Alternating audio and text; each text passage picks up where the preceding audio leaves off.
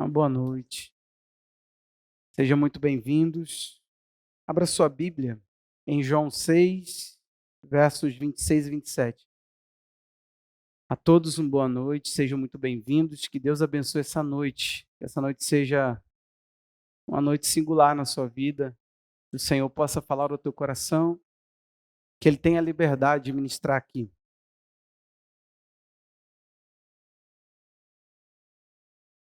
Esse texto que vamos ler é um texto onde Jesus ele faz aquela primeira multiplicação dos pães e peixes. E só que narrado por João.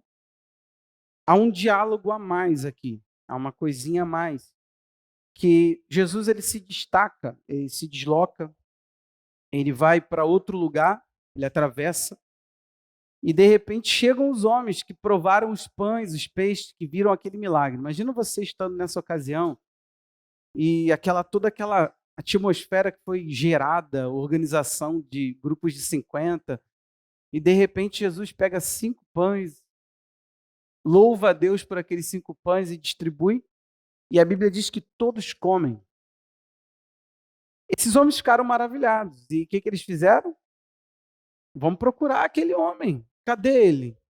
Não, atravessou. Vamos atrás dele. E aqui é o primeiro momento onde eles encontram Jesus e vão bater um papo com ele. A resposta de Jesus para eles.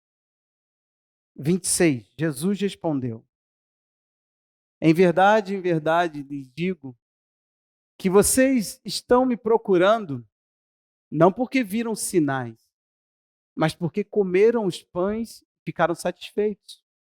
Trabalhem, não pela comida que se estraga, mas pela que permanece para a vida eterna, a qual o Filho do Homem dará a vocês, porque Deus, o Pai, o confirmou com o seu selo. Esse é o nosso texto.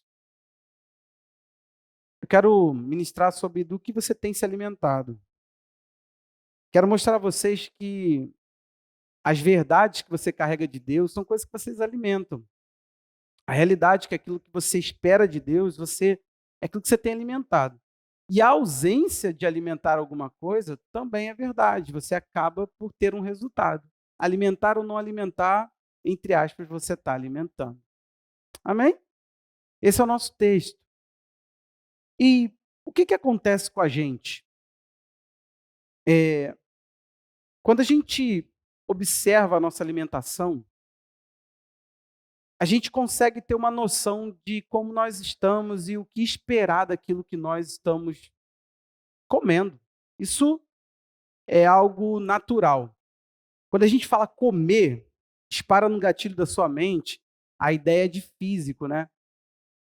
Hoje eu quero mostrar como a Bíblia, ela pega essa linguagem da comida e ela fala de outras coisas da nossa vida.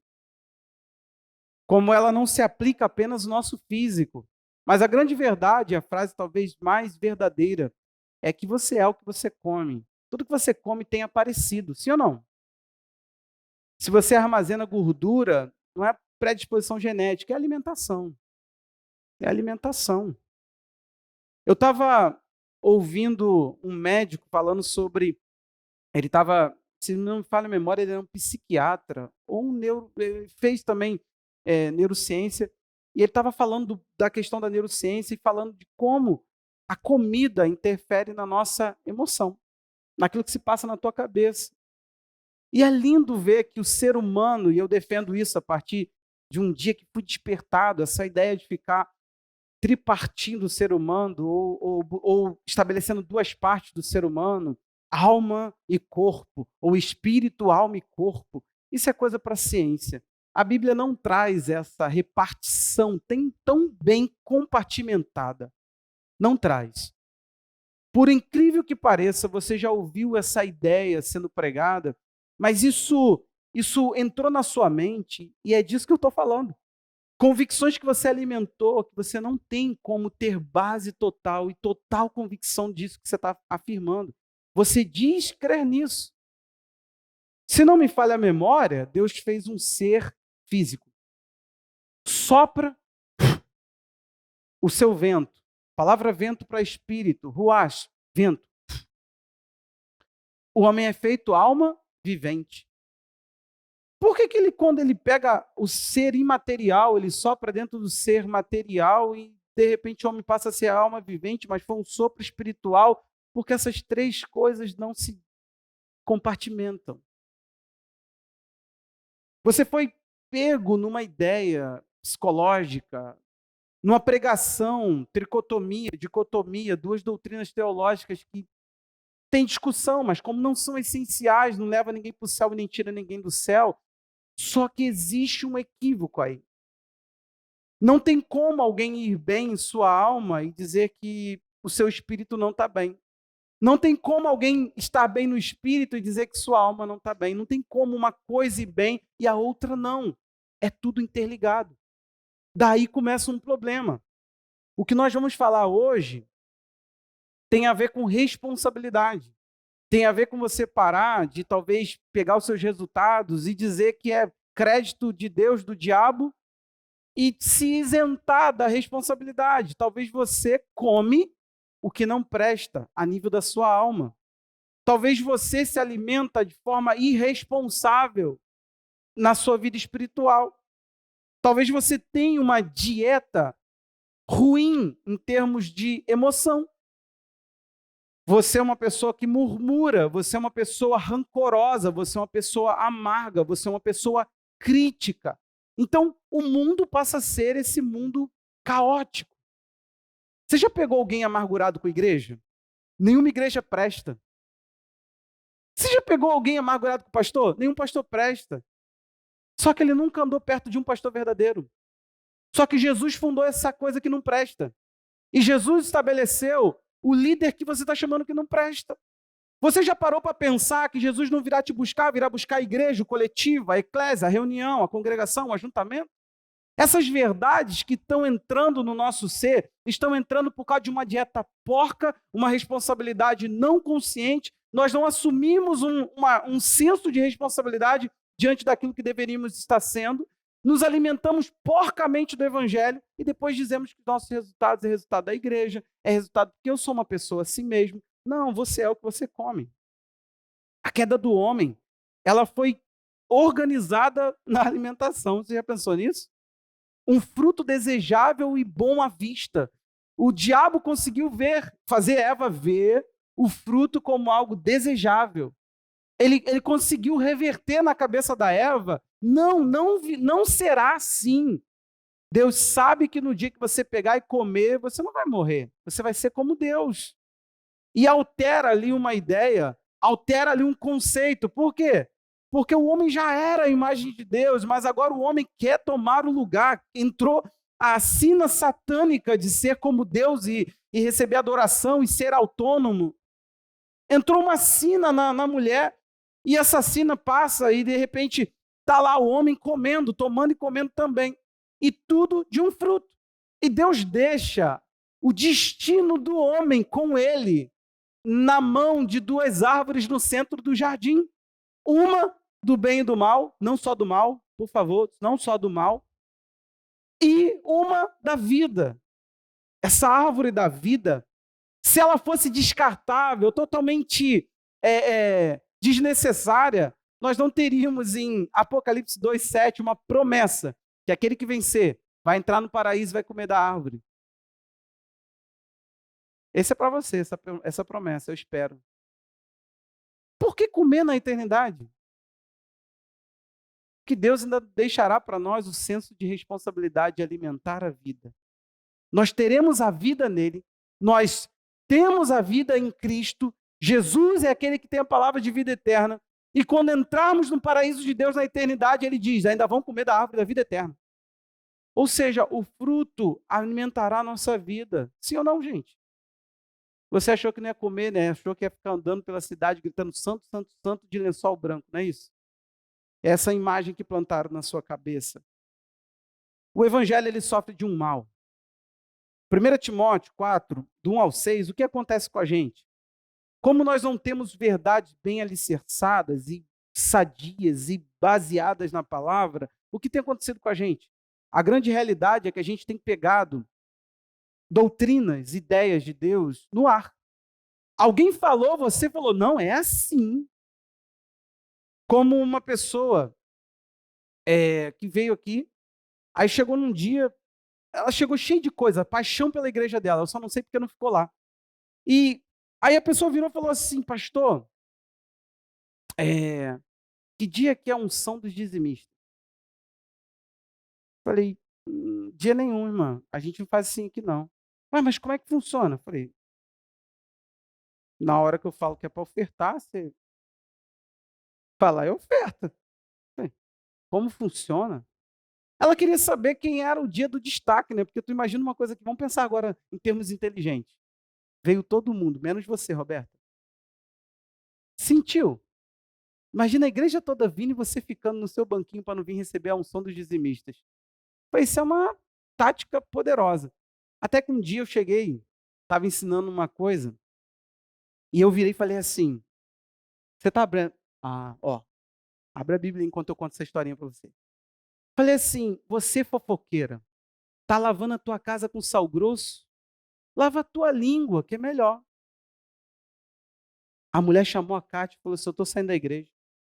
A Cátia falou: por quê? Ela falou assim: o pastor falou de mim. Cara, pior que calhou as duas coisas. Sabe o que tinha acontecido? Eu não sabia. A Kátia foi saber. A mulher tinha chamado uma pastora que lavou a casa dela com suco grosso. E, por sinal, a mulher era fofoqueira.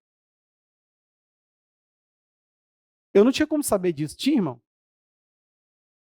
A mulher veio com a unção dos dizimistas, com a casa lavada com um sal grosso, e veio congregar com a gente. Eu não entendi. Ela não entendeu o que a gente prega, de coração mesmo. Ela não entendeu o que é o evangelho. Essa macumba que ela desejava, essa ideia assim, misturada, essa ideia pervertida do evangelho, não é aquilo que a gente quer. Então preste atenção numa coisa aqui. Se você não quer verdade, irmão, de coração mesmo, não é teu lugar. Esse ambiente não é para você. Se você quer viver do conto do evangelho, de uma ideia pintada, onde olhos místicos passados na testa resolvem teu probleminha com Deus, aqui não é para você. Eu quero te ensinar a responsabilidade, que é bem capaz de tu ser um feiticeiro evangélico, sem poder nenhum de Deus, sem vida nenhuma no Espírito, e pobre, totalmente pobre do que Deus é. E isso a gente encontra no início da igreja. Mergulha comigo nisso aqui. Ora, olha o que o Espírito Santo afirma, e vamos ver que você vai entender qual é a doutrina. Olha só que doutrina é essa. Ora, o Espírito afirma expressamente que nos últimos tempos alguns se apostatarão da fé. O que seria a apostasia da fé? Já te falei, não é o povo saindo da igreja, é a igreja saindo da fé. É a igreja saindo, tirando a fé de circulação, é a igreja pregando a falsa doutrina. Então, fica tranquilo. Esvaziar a igreja não é apostasia. Por obedecerem a espíritos enganadores e a ensino de demônios. Que serão esses ensinos? Primeiro, está na vida de homens, pela hipocrisia dos que falam mentiras e do que tem consciência cauterizada, que proíbe o casamento. Era uma doutrina na época de Paulo. A gente falou sobre essa doutrina aqui na época que falamos de devoção. Que, exige a abstinência de alimentos que Deus criou para serem recebidos com gratidão pelos que creem e conhecem a verdade. Pois tudo o que Deus criou é bom e, se recebido com gratidão, nada é recusável, porque é santificado pela palavra de Deus e pela oração. Expondo essas coisas aos irmãos, você será um bom ministro de Cristo Jesus, alimentado com as palavras da fé e da boa doutrina que você tem seguido. Paulo está ensinando Timóteo, e nós temos aqui um ambiente caótico da igreja. Timóteo está ali, pressionado de todas as partes por uma seita, por uma doutrina falsa chamada gnosticismo. Já falei para vocês diversas vezes, e não quero entrar aqui nesse detalhe, mas essa seita basicamente se dizia que a parte física do homem é má. Consequente disso, você tem, para ser espiritual, se afastar da sua vida material. Pensa aí se você já não ouviu isso muito perto dentro da igreja. Que a parte do homem que presta é o espírito. A parte física do homem, a gente pode até matar, né? A gente pode até tomar Coca-Cola. Crente não fuma, então a gente tem que ter outros vícios. Tinha pessoa que que a gente acompanhava que comia maionese com salsicha crua. A gente pode fazer o que quiser com o corpo não é matéria, vamos matar. Eu odeio essa matéria, eu estou preso nessa matéria, essa matéria não presta, e é essa matéria que Deus quer transformar para fazer a nova realidade caber nela. Mas para nós, isso aqui não faz parte do Evangelho. Faz parte do Evangelho ser imaterial do homem. E Deus só lida com isso. Ah, tudo bem. 2 Coríntios 5,10 diz que vou me apresentar diante de Deus para prestar conta a Ele com tudo que eu fiz no meu corpo de bom e de mal. Mas para quê, né? Eu fui comprado no meu corpo para glorificar Deus com o meu corpo, mas o meu corpo não faz parte da salvação. Porque a carne, quando você usa essa palavra, você acha que está justificando. É má. A carne não presta. Quando Paulo chegou para explicar a carne, ele explicou da seguinte maneira em Romanos 7. Bem algum habita em mim, isto é, na minha carne. Ele segue o ensino no 8 e quando ele vai citar corpo, ele separa. A palavra sarx, que vem da palavra sarcófago, para você lembrar de alguma coisa, é que vem essa podridão, a carne podre, que é o mal que habita no corpo, ou o mal que deturpou aquilo que Deus colocou no homem, os apetites do homem que foram deturpados pela carnalidade, isso a Bíblia chama de carne. Mas o corpo é soma. É a palavra soma para destacar carne de corpo. Para você não pensar que a doutrina cristã ela se prostra a essas ideias de que a carnalidade é o corpo, é o físico, é o apetite que Deus plantou no homem. Esses homens pensavam que abstinência tem a ver com santidade. Muito comum no nosso canto. Nós cristãos, nós somos de uma santidade abstinente. Tudo a gente quer se afastar daquilo. A gente não administra nada. A gente não tem gerência sobre nada.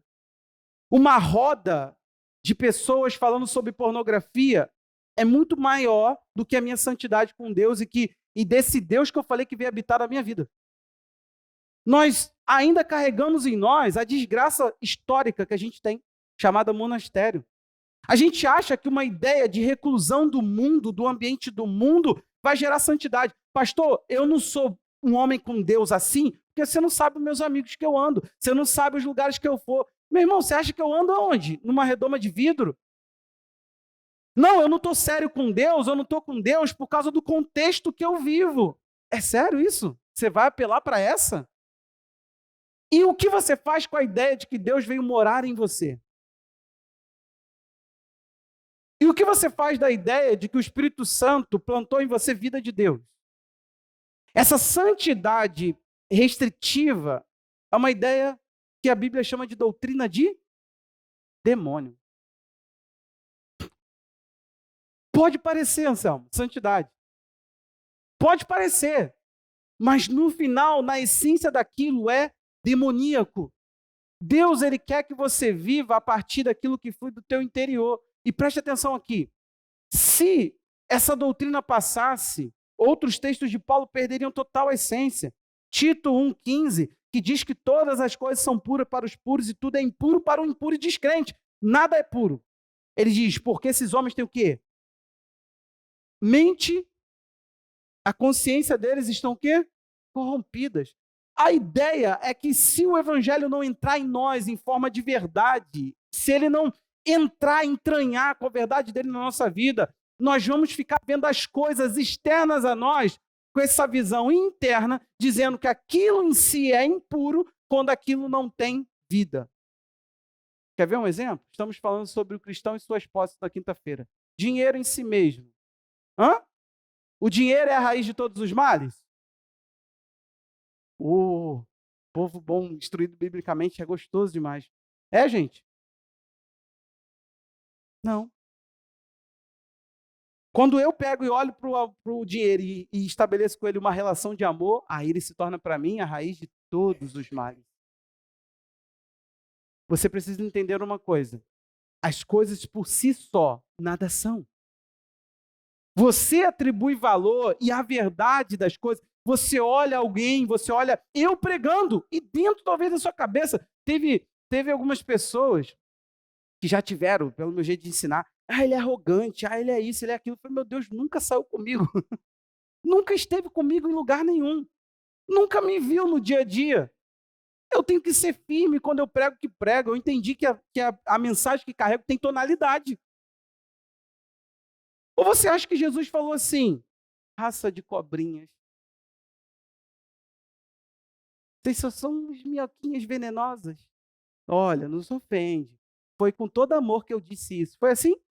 Quando ele grita raça de víboras, cambada de cobra, você acha que isso foi assim? Paulo fica tão nervoso em Gálatas que ele vira e fala assim: eu tomara que tomasse até e se mutilasse. Aí tu lê isso aí e fala, pô, que linguagem bíblica profunda, né? Ele está dizendo o seguinte: eles estão falando de circuncisão, para quem sabe. Aí ele virou e falou assim: pega a faca da circuncisão, que é tece, e arranca o órgão genital masculino todo, então. Já que vocês querem circuncidar, arranca tudo. Fica menos bonito, né, falar assim? Mas foi isso que Paulo falou. Se mutila, não corta um pedacinho, não, corta tudo. Para ver se vocês ficam mais santos. Eu, traduzindo, parece que eu sou grosso, né? Mas é Paulo que falou. E vamos parar por aí. Quando Paulo chega lá em Colossenses 2:20, ele chega a dizer uma coisa que o domínio dessas regras pobres, que não tem nada a ver com o nosso governo interior, não serve para nós. Olha o que ele diz. Vocês já morreram com Cristo, sim ou não, gente? Para os rudimentos desse mundo. Por que se sujeitam a regras como se ainda vivessem no mundo? Que regras? Dessa doutrina maluca aí, ó, de restrição. Não toque nisso, não coma disso, não pegue naquilo. Todas essas coisas se destroem pelo uso.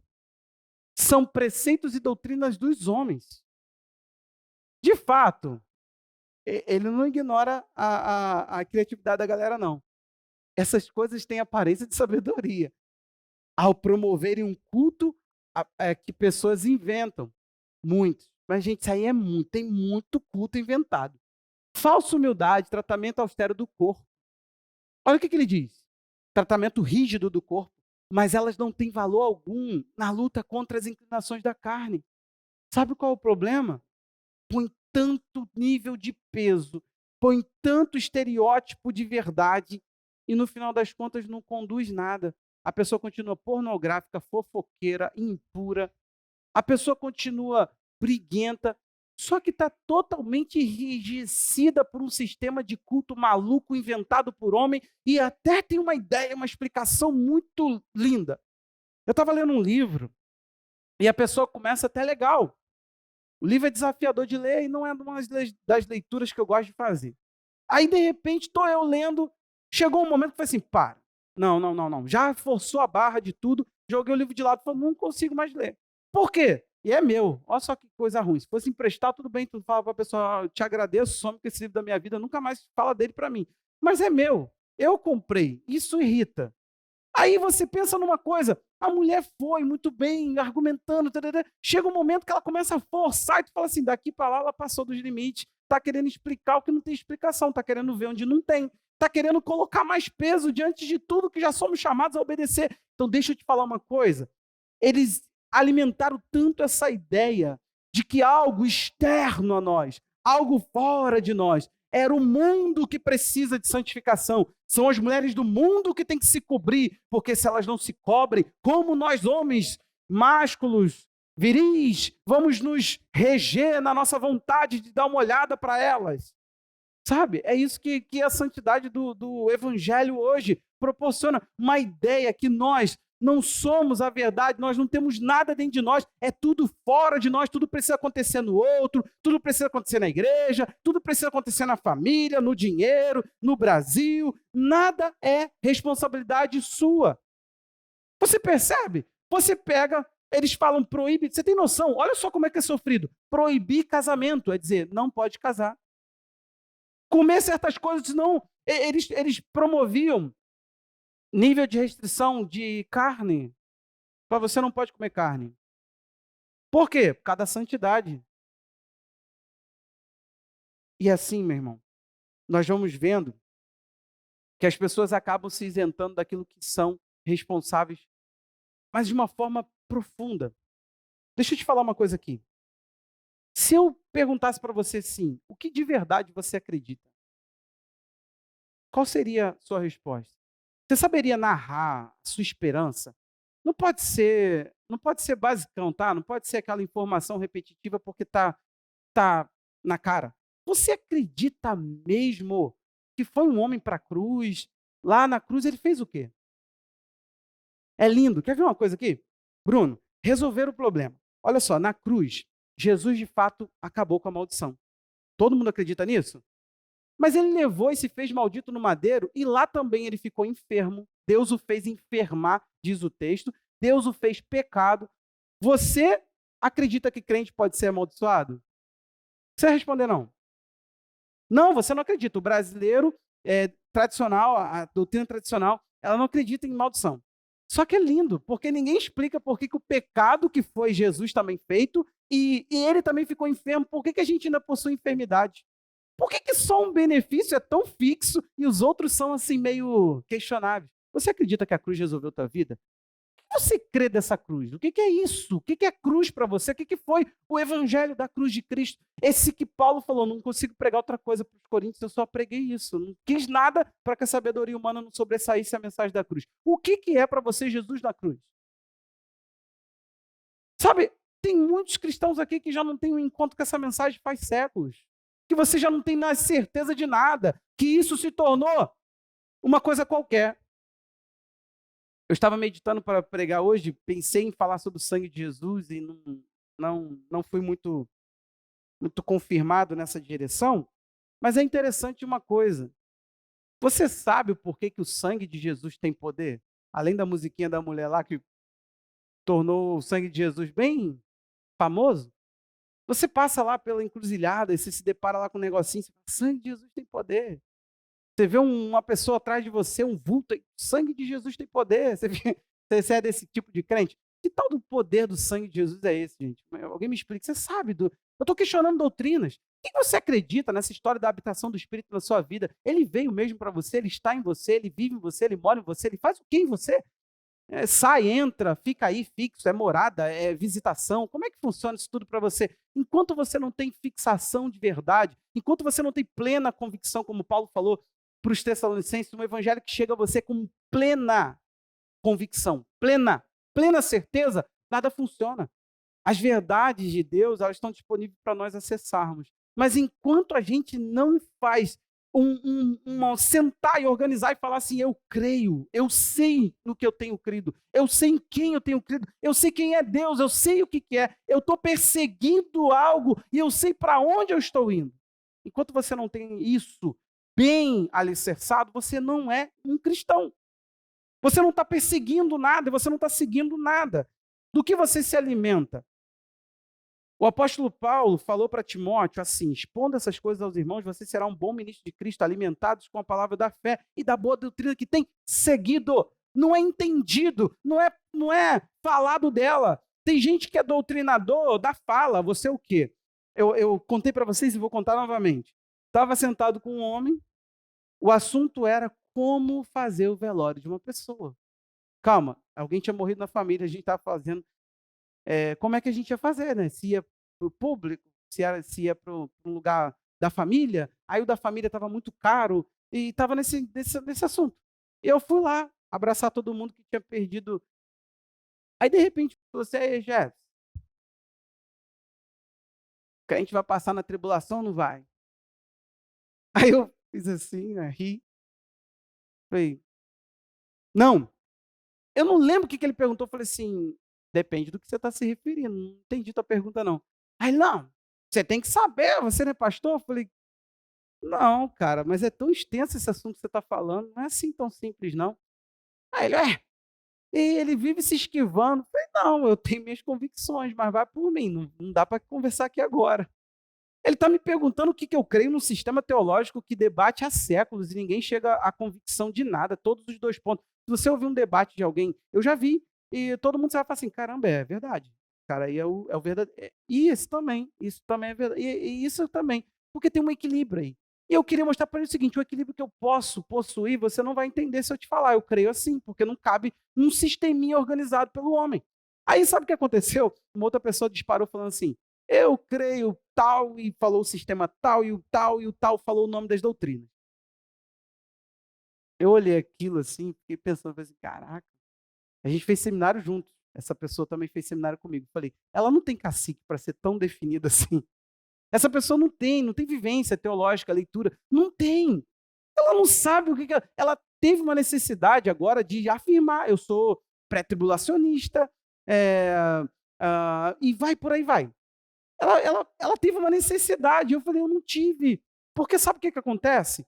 Tudo que eu preciso vivenciar para a experiência da volta de Cristo, da vinda do Senhor, e a nossa reunião com Ele, tudo que eu preciso, eu tenho em mim, eu me enganjo pela vinda dEle, eu acredito na pregação do Evangelho, eu acredito na santificação da igreja, eu creio que o reino dele virá, se virá para ficar 1000 anos aqui, ou se o 1000 anos é literal, ou uma metáfora, uma linguagem figurada, isso não me importa, no sentido de que isso não muda. Eu me preparo para ele, e eu quero ele.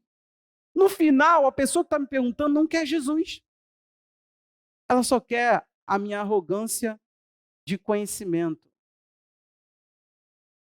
Para Jesus não é suficiente, meu irmão, você ser um ser bem informado.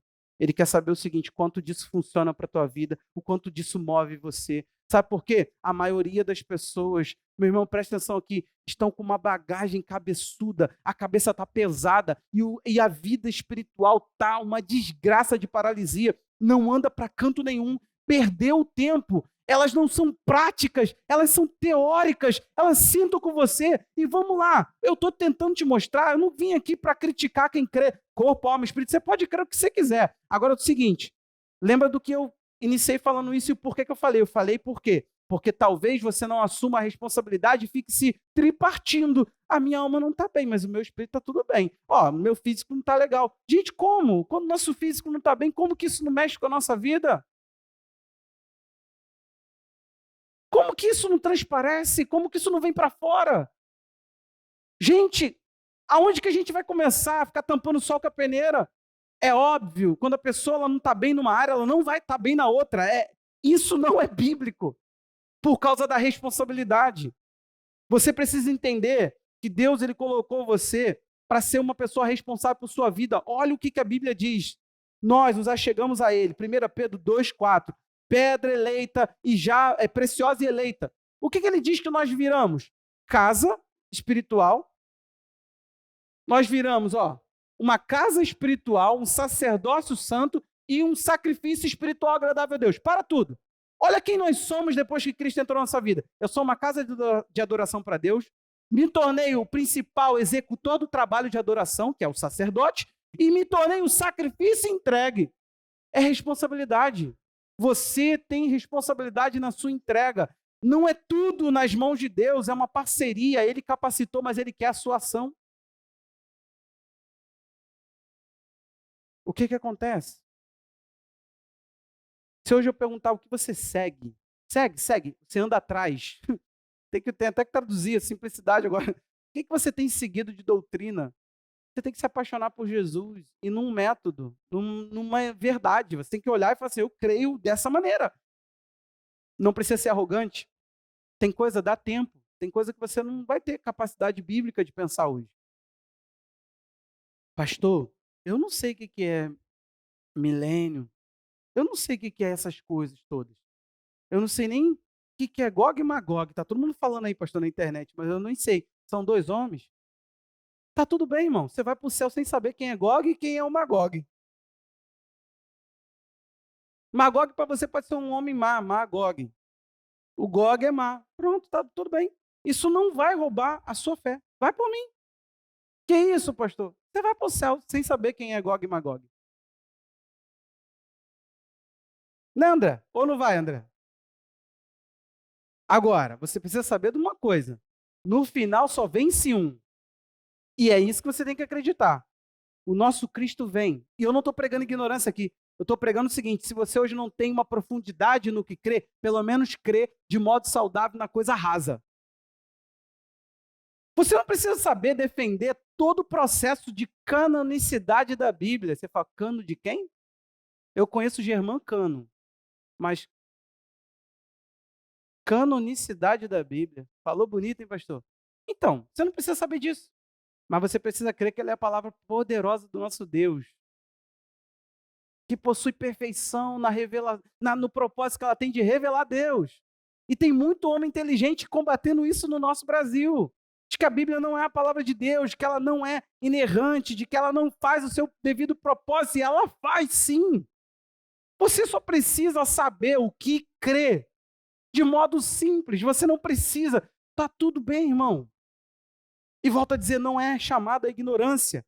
É simplicidade, você precisa seguir alguma coisa. E se você ficar o tempo todo se pedindo para que você saiba, sabe? Eu lembro de um homem, uma pessoa, até então ele era um menino. Ele começou a ficar perto de mim. E eu sempre fui uma pessoa que gostei de compartilhar. Cara, não, eu brinco, eu sou o Mister M dos pastores. Eu desvendo tudo. Se tiver que falar todos os segredos, eu falo, André. Não tem problema, meu irmão, que você saiba de tudo, que você saiba de todo o processo por dentro. Eu não tenho, Davi, não tem aquela coisa de ficar escondendo na manga. Eu vou ensinar o cara a pregar, daqui a pouco o cara está me avaliando. Tá tudo bem, o problema é teu se tu quiser avaliar depois de saber o que tem que saber. Eu não estou nem aí, não tenho essa vaidade dentro de mim. E aí eu comecei, cara. E toma aqui, lê esse livro. E o cara foi. Chegou um dia que eu dei uma orientação a ele de vida cristã. Aí ele me peitou. Pô, tu é retrógrado. Eu falei, eita, tá xingando igual os nossos deputados. É lindo ver um plenário. Vossa Excelência está equivocado. Querendo xingar a mãe do cara, olhando para ele assim. Vossa Excelência é um energúmeno.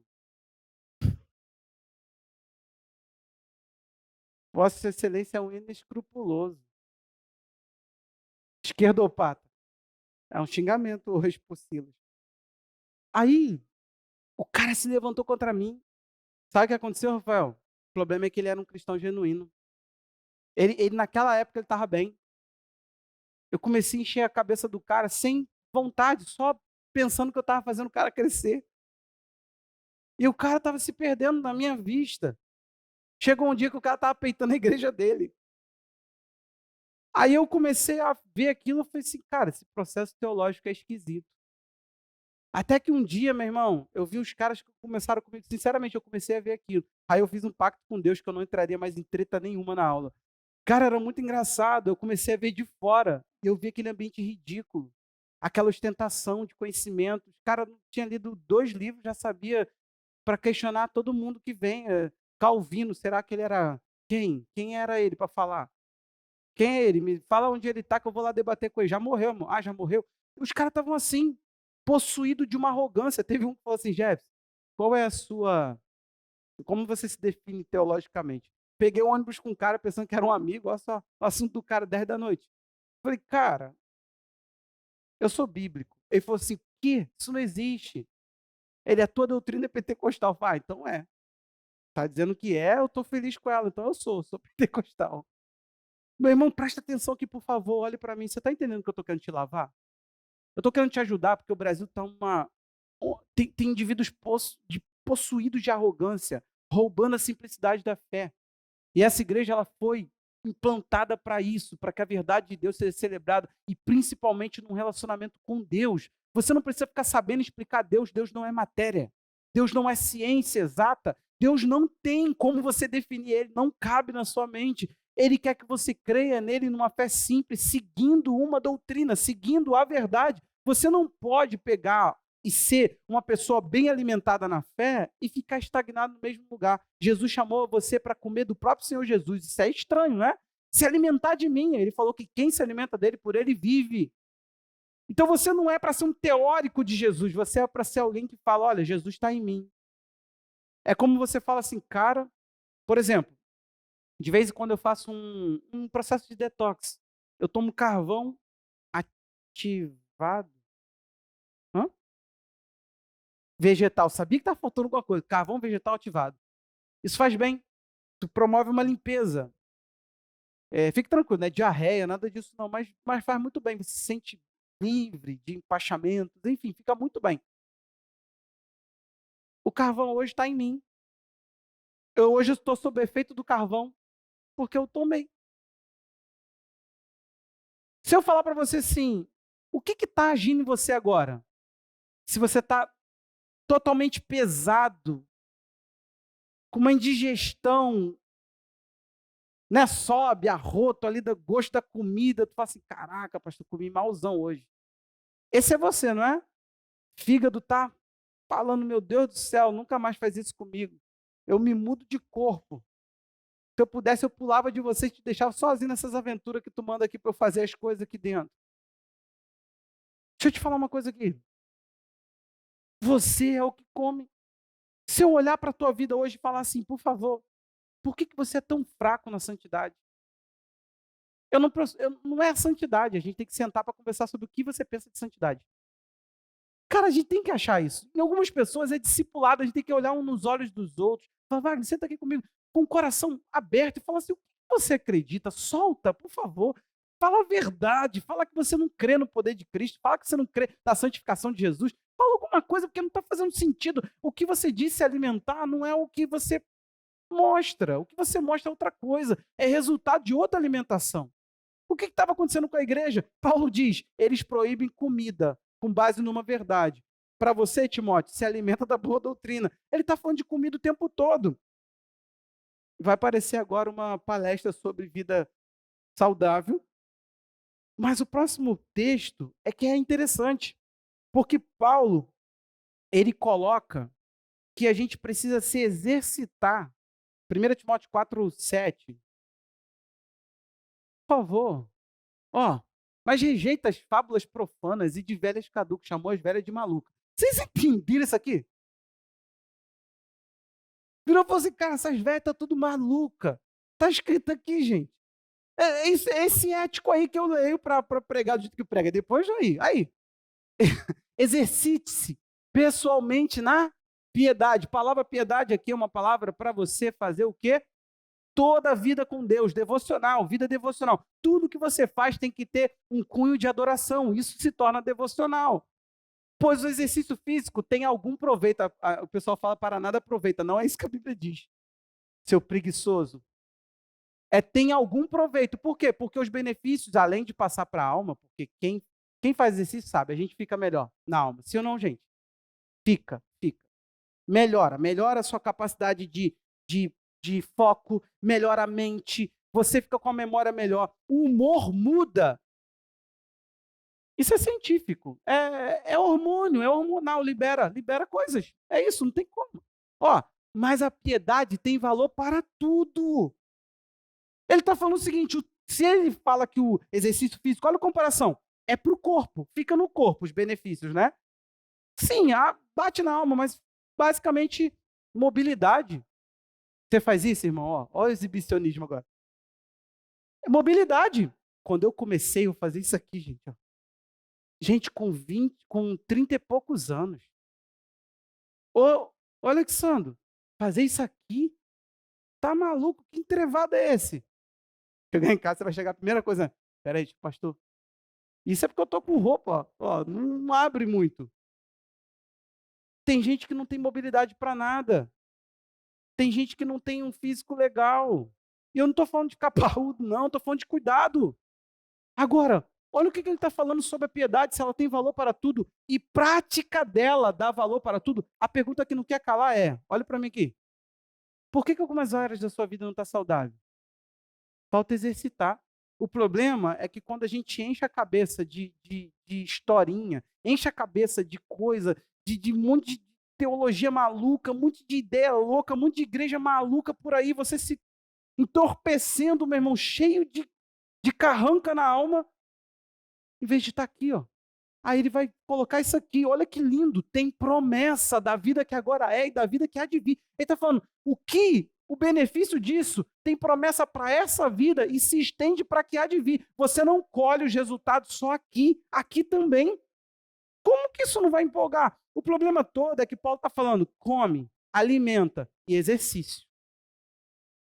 Não parece, quem é que já viu uma palestra sobre como ter uma vida saudável? Levanta a mão. Ele sempre fala assim, não tem fórmula. Comer, beber água, dormir bem e exercício. Tiraram de Paulo. Não tem nem o caráter de falar, tá na Bíblia. Viu? Ô, Vitor, quando você for palestrar, Vitor, aproveita, irmão. Enche a boca e fala: olá, meu nome é Vitor Vieira, sou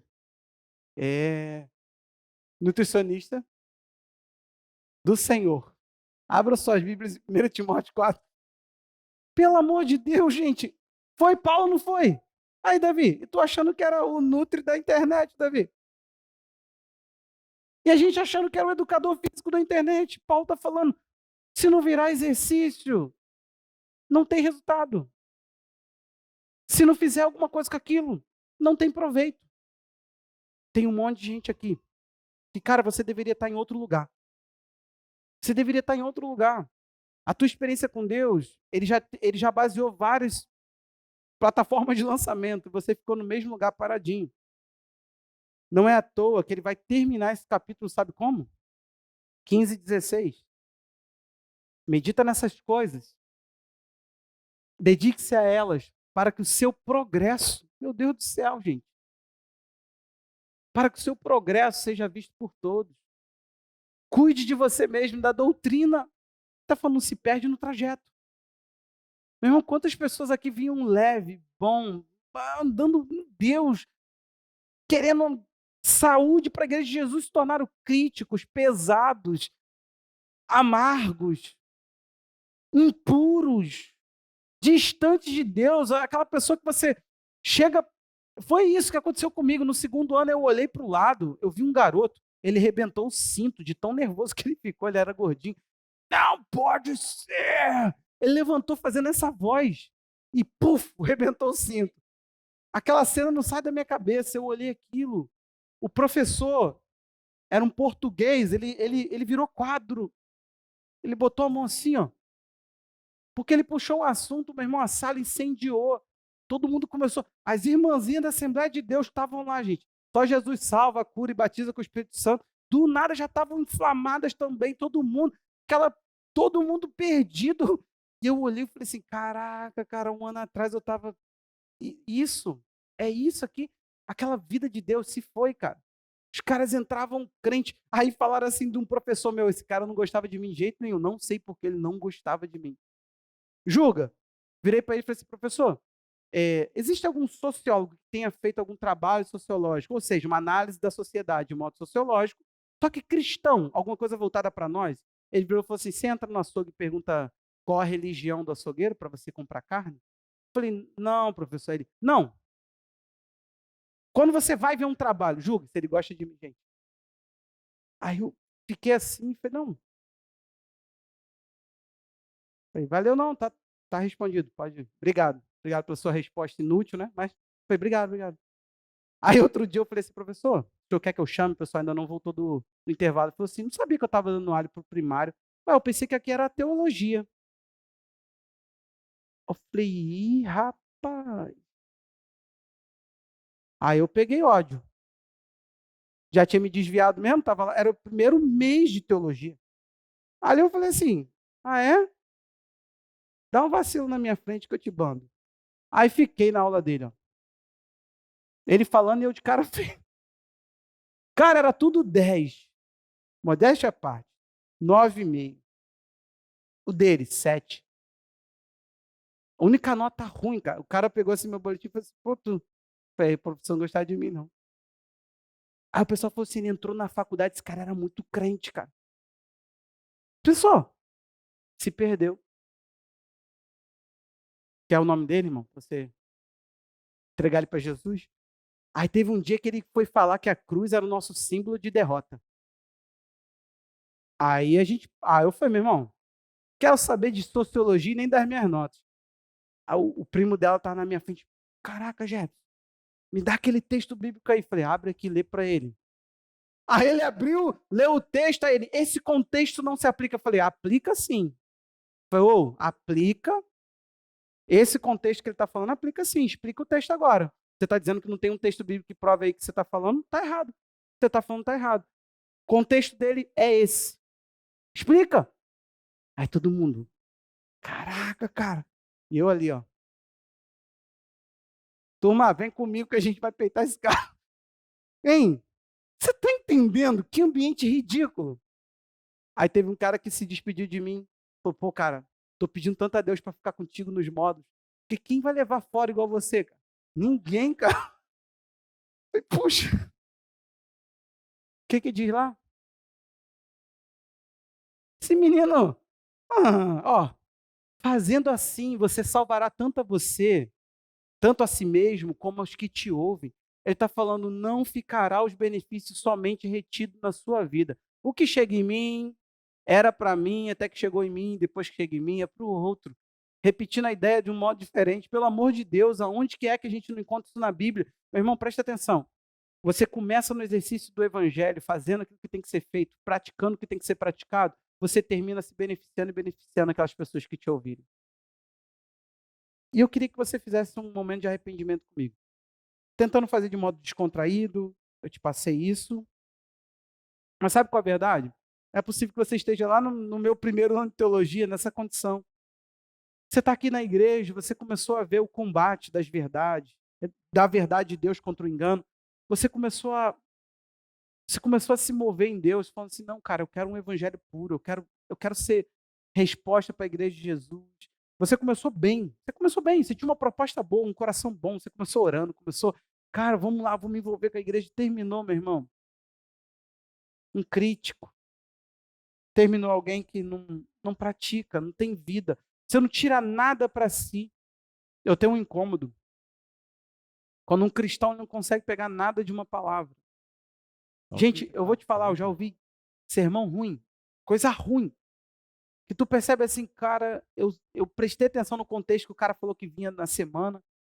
Falei: "Não tá legal, cara." Já olhei na internet, ouvindo coisa ruim, falando assim: "Cara, será que esse cara vai mandar bem? Vamos lá, deixa aí." E a mensagem ruim, mas no final você olhar e falar assim: "Cara, é engraçado, que não tem nada a ver com quem prega." Que uma coisa, um detalhe. Eu lembro do dia que eu e a pastora sentamos para ouvir um homem que era totalmente simples, mas ele tinha uma autoridade no que ele falava, e ele pregou uma mensagem. A gente olhou um para o outro e falou assim: "Cara, a gente foi para longe para ouvir isso." E não era desprezível, não. A gente olhou um para o outro e falou assim: "O engraçado é que é simples, mas esse cara pratica o que ele fala." A gente olhava um para o outro, tipo assim: "É simples, mas a gente não está fazendo nada." Eu falei, a sensação que deu em mim, nela, é tipo assim: como é que a gente fica o mesmo depois do que ouvimos? E não era, sabe, me incomoda essa ideia de prega algo novo. Gente, não é que não tem algo novo. Não, e é algo novo no sentido assim, a gente está falando de um tema e mude o tema. Não, a questão toda é que a gente está apegado muito à performance de quem fala, a ideia, e não extrai daquilo vida. Tiago ainda continua sendo real, e ele diz que uma fé sem obra é morta. Ele diz, em Tiago 3,13, que a sabedoria é revelada pelo que fazemos. Ele diz que um homem é inteligente e sábio, ele demonstra isso pelas obras. Está falando, se um homem ele mostra, fazendo. Tiago vai dizer que se a gente sabe fazer o que é bom e não faz, a gente peca. Então, pelo amor de Deus, é fazer. É fazer algo com que se tem. Se eu pego minha fé e digo que creio e não faço nada com aquilo, os demônios estremecem por crer em Deus. Eu tô falando, os demônios têm mais prática de fé que a igreja. Pelo amor de Deus, gente, cristão não praticante não existe. Faz alguma coisa com aquilo que você crê. Pega hoje, e eu estou tentando te ajudar, eu contei os meus casos, a minha arrogância, o ambiente ruim, aquele ambiente casquento de gente que já não vive mais. E pede assim, ó, para te mostrar que talvez você está respirando esses ares. Você está atrás de algo que te conte como novo. Você não está dando conta do que é velho. João falou: um novo mandamento vos dou, que vos ameis uns aos outros. Se é novo mandamento aonde, gente? Está falando, é novo no sentido de que agora vocês vão praticar, que a nova aliança traz consigo a capacidade de amar a Deus acima de tudo e amar o próximo. Então, por favor, prática. Você vai cear hoje. Você vai tomar elementos que dizem que a vida de Jesus entrou em você. Você vai cear e você vai dizer que você é um corpo com a igreja de Jesus. Por favor, olhe para mim. Você é o corpo com a igreja de Jesus, você é um com essa igreja. Cabe fazer isso tudo e no final não se integrar com ninguém? Cabe fazer isso tudo e no final ficar à parte, hein? Cabe, cabe, cabe dizer que é pastoreado e está andando sozinho? Cabe dizer que é cristão e não tomar a causa de Jesus? Gente, não dá. Não dá para ser a igreja que é sacerdote de Deus sem orar na quinta-feira. Não dá. Nós precisamos saber que isso foi uma luta da reforma protestante. Fazer de você um sacerdote. Agora, se isso não é prático para a tua vida, o que tu faz com essa informação? Segue uma doutrina, irmão.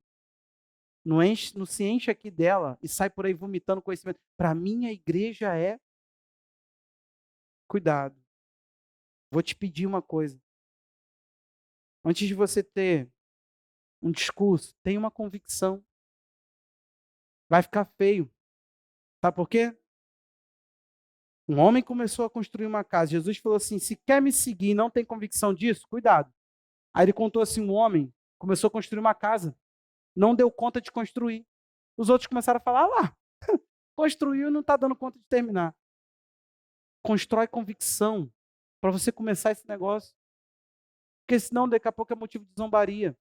Você vai me ouvir falar daqui a 500 anos coisas que eu falo hoje. Não é invenção da cabeça do homem. Para abrir a boca, tem que ter convicção. Crie, por isso falei, disse Paulo. Você também. Pastor, meu evangelismo é muito ruim, pastor. Provavelmente porque é repetição de informação. Não é isso que Jesus mandou fazer. Pô, se eu fosse um bom vendedor, eu ouvi essa já. Eu seria um bom evangelista. Não seria. Porque não se trata de o melhor argumento. Vai por mim. Eu já fiz os melhores e não deu em nada.